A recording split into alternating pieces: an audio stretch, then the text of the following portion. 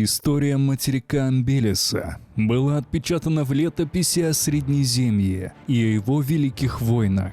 Но в истории этого мира был другой регион, в котором происходили невероятные события, и имя ему – Междуморье.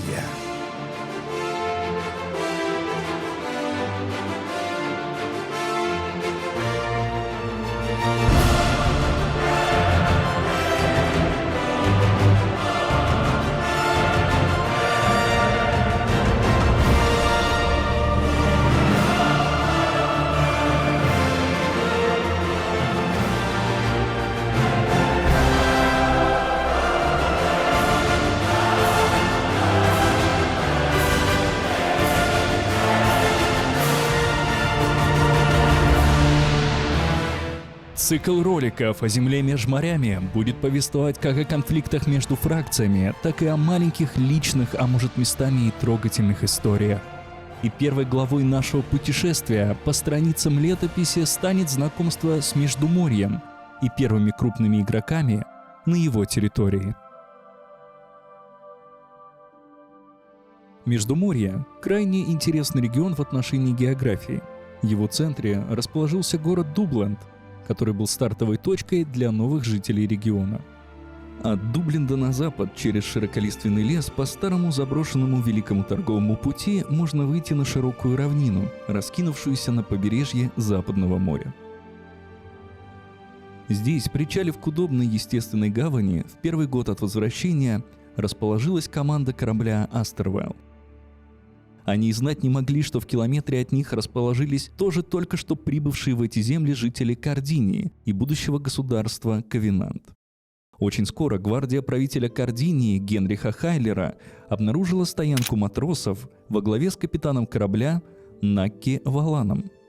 Начались затяжные переговоры, длившиеся в течение всего года, а то и 2 лет. Ковенантцы очень хотели и настаивали, чтобы моряки покинули берег, тогда как команда Астервелла наотрез отказывалась это делать. Итогом стал компромисс, по которому земли Астервелла были ограничены узкой прибрежной полоской бухты, а вся остальная равнина объявлялась собственностью республики. Несмотря на временную нормализацию, по Междуморью ходили слухи, что положение не так уж спокойно. Хорошим примером этого может служить мост, который был построен кардинцами через овраг недалеко от бухты Астервелла. Дорога через этот мост вела в отдаленные северные поселения Ковенанта и была стратегически важна. Вскоре астервальцы установили на мосту забор, преграждавший по нему путь, объявив его своей собственностью. Кто мог бы знать, к чему все это бы привело, если бы не начавшаяся смута в республике Ковенант и мор, выкосивший под 90% его жителей. Огромный горный массив в центральном западе занимает Мидленд, в который входит Фалькония. Данный край и культура его населения очень похожи на средневековую Германию. Однако во фракции есть и люди-птицы – зоэрты. Интересно, что мультикультурализм внутри государства в будущем станет одной из причин волнений внутри фракции. Везде долгострой. Распространяется инфекция Нур-Султана. Эти птицы застраивают все самыми ебанскими домами, которые я когда-либо видел. Сам Запад делится на несколько субрегионов. Мы рассмотрели центральный, но есть еще южный, морской и северный. Плотнее всего заселен и наиболее близок и связан с центральным горным массивом Южный Запад. Сразу за болотами и темнолесьем лежат небольшие, но плодородные равнины, на которых раскинулись и активно строятся 2 красивых города – Кильбраут и Айгерфолл.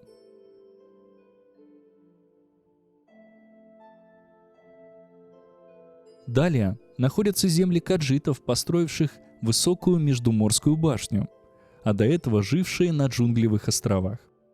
На островах, входящих в ареал Морского Запада, находятся совсем небольшие, богом забытые поселения, такие как Минас-Казарак. Двигаясь через Дубленд, по Великому пути с запада на восток к морю, расположенному на другой, восточной стороне Междуморья, мы попадаем в восточный регион. Здесь огромные великие равнины соседствуют с горами и лесами, а климат меняется от заледенелых пустошей до жарких пустынь. Казалось бы, что может объединять эту обширную и разнообразную территорию? Однако есть связующее звено. Все это пространство от самого севера и до пустынь связано огромной длинной рекой, протекающей с севера на юг, по великим равнинам, которую банашцы зовут Градецкой. От Ярина и до Астервальда, и далее по Южному морю, еще южнее в пустыне, можно попасть без пересадок, плывя на лодке. На крайнем севере этого маршрута расположился Ярин. Он представляет собой небольшой, неукрепленный горнорудный поселок, что стоит у Алмазной горы и вытекающей из нее речки Стылой, что несет свои воды вниз по течению к Холодному морю. А далее купцы, достигнув Беловарской гавани на другом берегу, отправляются уже в плавание по величайшей реке Востока, вверх по течению на юг. Там, в озерном крае, на обрывистых, поросших цветочным лесом скалах, стоит горость-крепость Изрум, служившая форпостом штормового государства. Там в скале есть канал-туннель и выход к Южному морю, на побережье которого высится Вастервальд. А далее по морю тебе открыты все пути от Райденбурга до Ордена и Хоупгарда.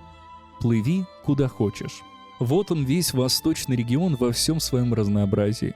Сколь разнообразна природа Востока Междуморья, столь разнообразны и народы, занимающие эти земли. От суровых колонистов севера из Ватаги, через банашских надменных жупанов и далее к озорным винчанам. Вы плывете по реке к чопорным штормовикам и за морем к воинственным гаргантам. Бонаш, наверное, самое цельное и устойчивое государство Междуморья, широко раскинувшееся на лучших землях Великих равнин. Его столица, Беловар, стоит в устье Великой реки, на пути к алмазам севера, являясь торговым узлом между Западом и Востоком. Город со всех сторон окружен дополнительными небольшими поселениями, фермами и форпостами. Южнее находится владение Венска, крепости Грац, что ощетинилось своими краснокаменными зубцами на фоне сосновых лесов. Грац является вассалом Штормового королевства, крупнейшего на данный момент политического образования с населением в 30 игроков. Видимо, не просто так междуморские съезды проходят именно в столице Штормленда, Вестервальде. Также Штормленд через крепость Изрум контролирует стратегически важный канал-туннель под цветочными скалами в озерном крае, являющимся соединением двух участков Великой реки. Илитария находится на скалистом безжизненном острове посреди Южного моря. Жители в основном занимаются рыбалкой, добычей камня и овцеводством. С первых лет возвращения народы илитарцев и гаргантов не поделили между собой эти бедные горы. Гарганты, что проживали и проживают в целом южнее, на другом острове в Саванне, вдруг высадились на кораблях под самыми стенами Райденбурга, столицы Илитарии, и разбили лагерь, но после нескольких стычек были вынуждены ретироваться. Кроме перечисленных, в мире существует, конечно же, еще государства и поселения. Например, Краковль на далеком северо-западе, остающийся в целом еще не заселенным, или эльфы Калембеля на крайнем юге. Также есть таверна Пик Ветров, расположившаяся на одной из самых высоких гор в центре мира. Однако столь активное расселение игроков довольно быстро переросло в пожар войны. Но это уже совсем другая история.